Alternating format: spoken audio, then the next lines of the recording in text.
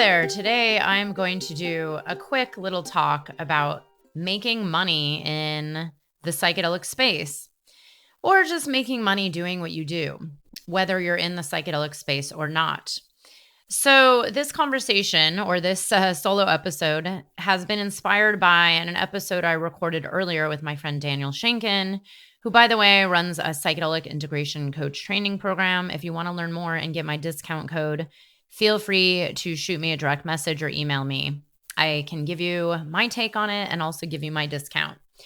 So me and Daniel were having a conversation, and I said, why are people so up in arms whenever I mention money? And then I asked him during the interview, so what do you say to people who say you shouldn't be paid as a psychedelic space holder or a practitioner or a psychedelic integration coach? What do you say to these people that say, hey, you shouldn't be charging, this should just be free?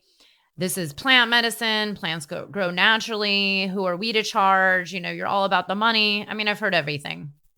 And he gave some really great analogies around burning witches at the stakes, you know, and not supporting, let's say, healers or psychedelic space holders or integration coaches.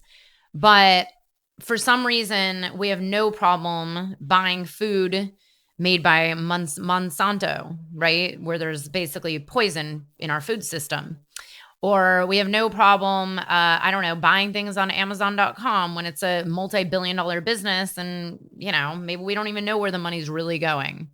And maybe it's not going to treat their workers the best way they could be treated.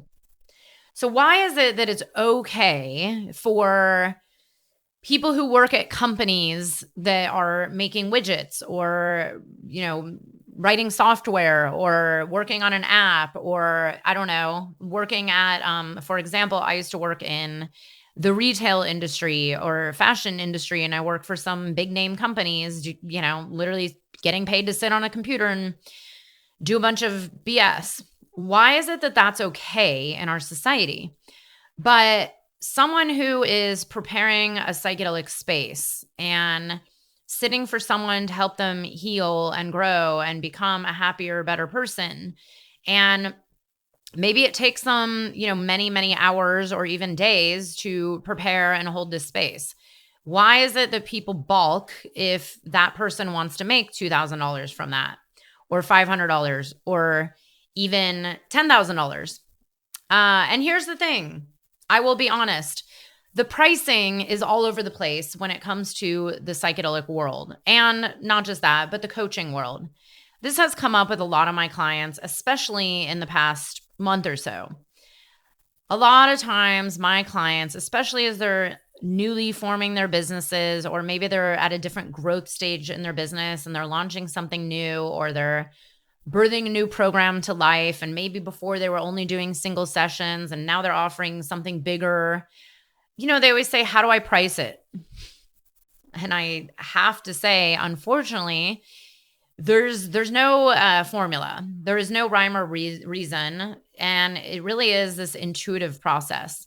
Yes, you can go compare yourself out there. And as someone who's been not only working in, but participating in the psychedelic ecosystem or the psychedelic space for a long time, prices are all over the place. Meaning, I think the cheapest that I've seen people offering medicine work in a ceremonial group setting is maybe around $200. I don't think I've seen anything cheaper than that. I have heard rumors.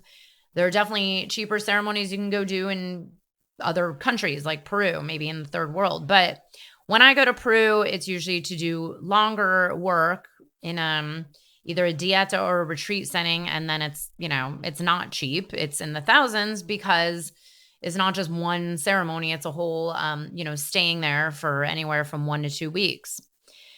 So let's say the least expensive going rate is maybe in the $200 range. And then I actually do know people who offer medicine work in the 5-figure range.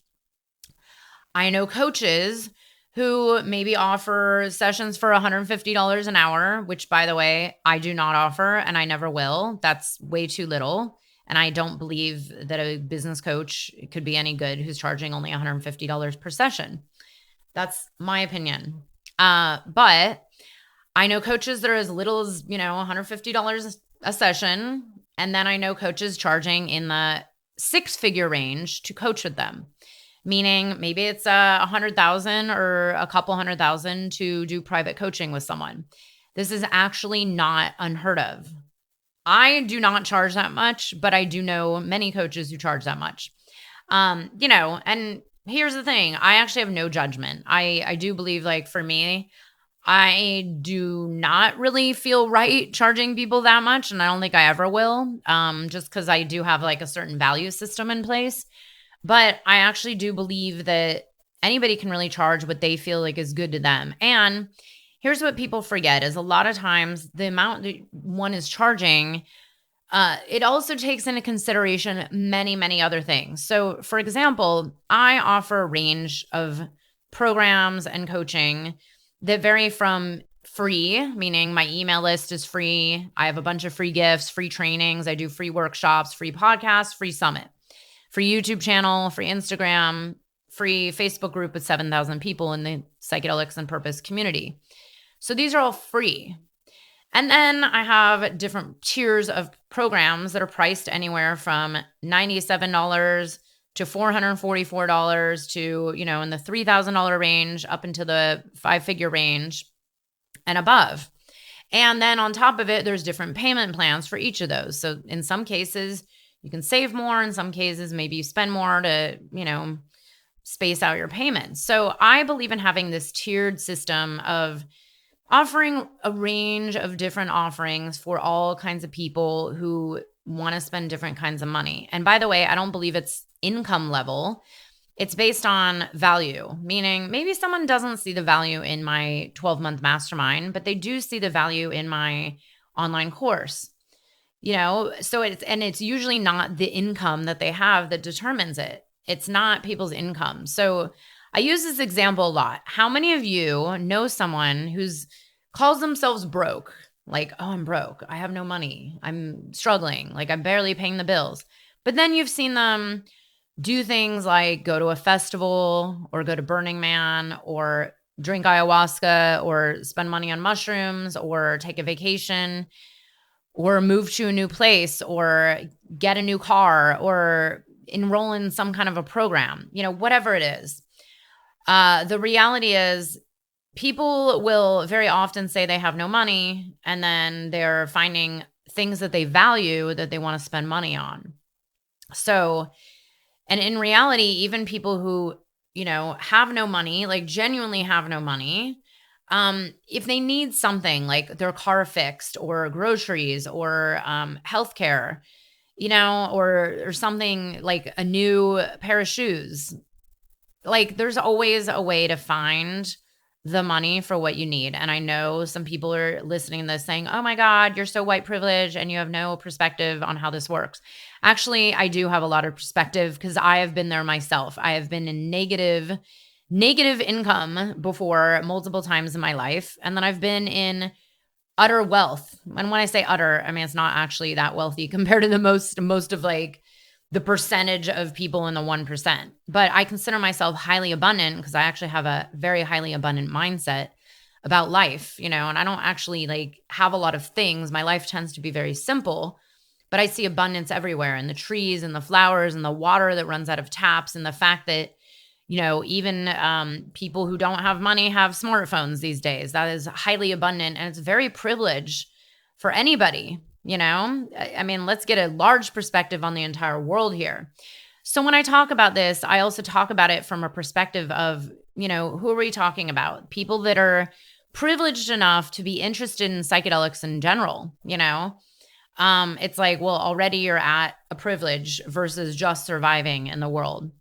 So I just want to shed a little perspective on that. But when it comes to pricing, and I will talk about this for psychedelic practitioners or space holders or underground psychedelic therapists or even above ground therapists or people that do a combination of space holding work and something else, integration work or some other form of coaching or healing. I have seen everything when it comes to pricing and charging. And here's the thing I have seen that this actually happened to one of my clients recently. And by the way, I do not tend to help just straight up psychedelic facilitators. Because if you watch my episode called Why Trip Sitting is Not a Business, you'll see why I don't believe just trip sitting is a viable business. It's actually not scalable. It takes a lot of time and energy. Even people who are running the psilocybin therapy trainings will say, there's not really a good viable business as, let's say, a psilocybin therapist, unless you charge a lot of money. And this is where we fall into this question of like, okay, it is probably physically impossible to do, let's say, underground psilocybin therapy or even underground MDMA therapy. Maybe, ketamine might be a little different, but I'm talking, these other interests that people have. But even with ketamine, like there's only so many sessions you can do per week, and honestly per day. And I would even say, I'm not sure if you're doing one-on-one ketamine and not just some mail order ketamine or DIY ketamine therapy. If you're really going deep with your ketamine therapist or your psilocybin therapist or MDMA therapy, it's not like you can schedule people back to back, because here's what could happen. Maybe someone goes in, it doesn't actually matter what medicine they're working with, and they go in with you and it's a one-on-one session. If something surfaces that is maybe a lot harder to deal with, or some big trauma that came to surface, or there's a big somatic release, or something happens, or there's just a nervous system like dysregulation, or I could go on and on. You're not going to just cut the session short because you have a client coming at 3:00, right? You have to really leave space for your clients as a space holder.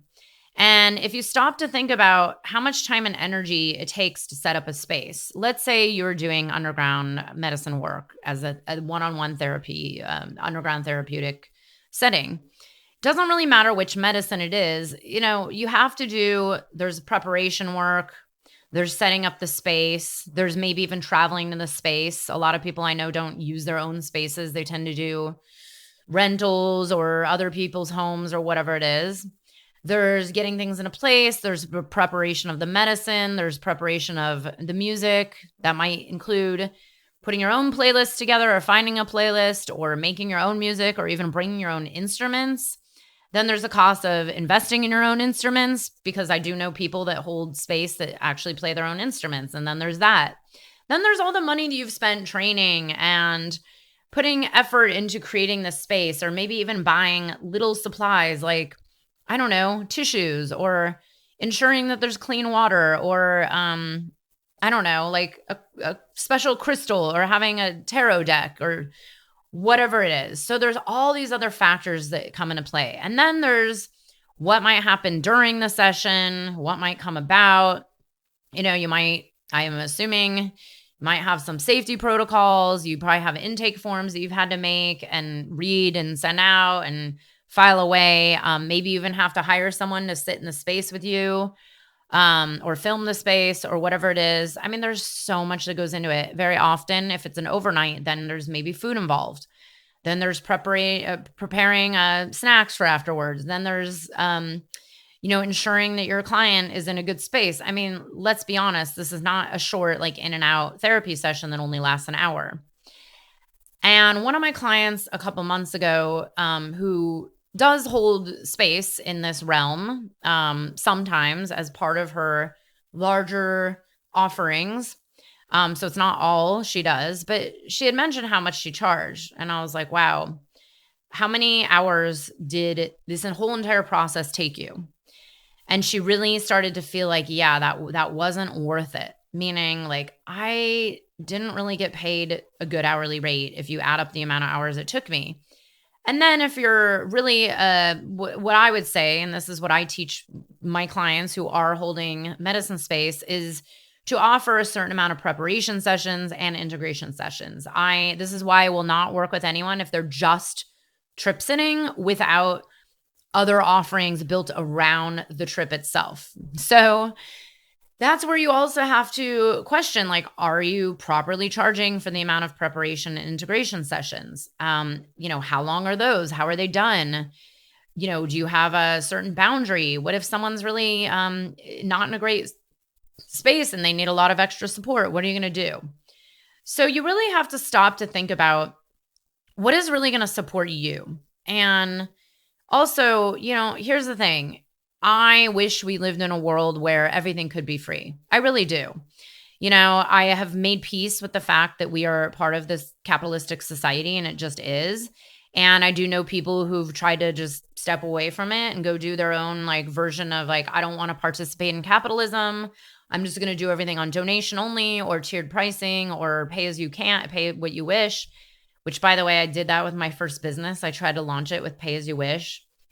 Here's the problem with those models right now in the current world we live in. While I really do believe in them on a theoretical level, and I pray for the day that we all can just trade each other for help, there's also the reality of we are in hyperinflation right now.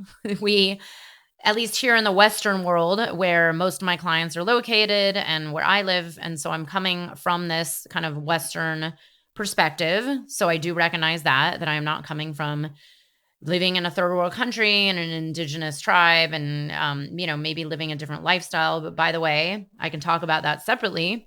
They also need money because they put gas in the tanks and they have to buy some things and they are not just growing all their food and living off the land like a lot of people like to think. That's a whole nother conversation. But the reality is we do have to pay for our life. And we also have to pay for, my clients have to pay for their training. Someone who did psychedelic integration maybe wants to go do my new training program that's coming up eventually in the next few months. And maybe you want to expand on something. Maybe you've done psychedelic trainings, but now you want to go learn somatic work. Or, maybe you need to go deeper in your own healing. I mean, this is how I see it. It's like I reinvest a huge amount of my income into my own growth and healing so that I can be of better service to all of my clients. And when I do that, then they can be of better service to the outside world. And it creates this domino effect. That's why I actually have no problem accepting in the amount of money that I ask for in exchange for my help and my programs, because I see it as the cycle of abundance. It is going back in to the greater good of all concern. And yes, of course, then I have the house and bills and food and a car and all the things. It's not like I'm flying around on private jets or buying $8 million rings like someone I know out there in the coaching industry. So just keep that in mind, and this is where I really want you and my clients and my potential clients to really see there is a way to also to be served and to serve and also offer up different tiers of pricing. So maybe you have a few clients that are able to pay you, $5,000 to $10,000 or even more. And then maybe you have a few clients that are really struggling to get by. And maybe you do have, a certain amount of, sliding scale spots or pro bono work that you do once every 2 months or something like that. I still once in a blue moon do a tiny bit of pro bono work, especially for nonprofits or, projects that I really believe in. Or certain people that have touched me in ways that cannot, I can't pay back other than like, let me offer you some of my gifts. I've had that, it's like money. Yeah, it's nice. But sometimes when people really offer me a lot of support from their heart, I will just offer them support back from my heart. But generally that is a rare occurrence. It's usually only with people I know very, very well and that I have a built relationship with. But you as a facilitator or a coach or a guide or a healer or all of the above, it is important to you to really feel good about your work and not get disgruntled. This is what happens very often when people undercharge. There's kind of this, disgruntled, feeling of resentment. Like, oh, that's that client, oh, here's that guy that's like not really paying me for this, or I'm not earning much on this, or I don't really enjoy this because it's not really worth my time, but here's another thing. When people don't pay a lot, they also don't really show up the same way as people who have skin in the game. I've seen this over and over and over with my clients, especially clients that tend to do single sessions, which I'm not a huge fan of. But let's say you're a healer and you offer single sessions that are $150 a pop or less, which really don't offer less than that. But I had a client once who's like, well, my sessions are just $75 because I'm new. And I was like, okay, that's really low. And you're living here in the Western world in America. And I will tell you right now, like, people won't take it as seriously. So what happened? She would have clients book sessions with her and then cancel, or they'd not show up, or they would only do like 1 or 2 sessions and then they wouldn't ever give her a review or a testimonial. And then they wouldn't refer her out to anybody. And then they'd say things like, I didn't really get any results. But, here's the thing. If you're charging like something that makes them feel like, okay, that was a little stretchy for me to invest in. And, this could have been $75 or now it's $350 for an hour session. When someone's really paying this amount that feels like, oh, I'm invested in this, like, or, here's the thing, even like 150 or higher, right? And again, like, depends on where you live and, the part of the world. But generally here in America, it's like, I personally am always surprised when people charge less than 150 for an hour long anything.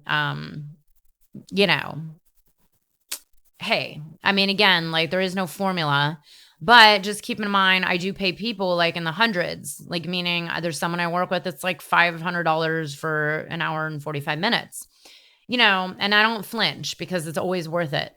So, but here's the thing is when I show up for that $500 call, I am fully engaged and I show up and I do the work and I take it seriously.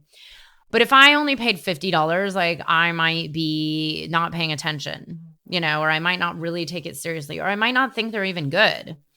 That's another thing too. It's like, well, very often when people undercharge, I start to get kind of suspicious. Like, wait, are they new? Do they not know what they're doing? Why are they undercharging? Have they even studied this, or are they just trying it out?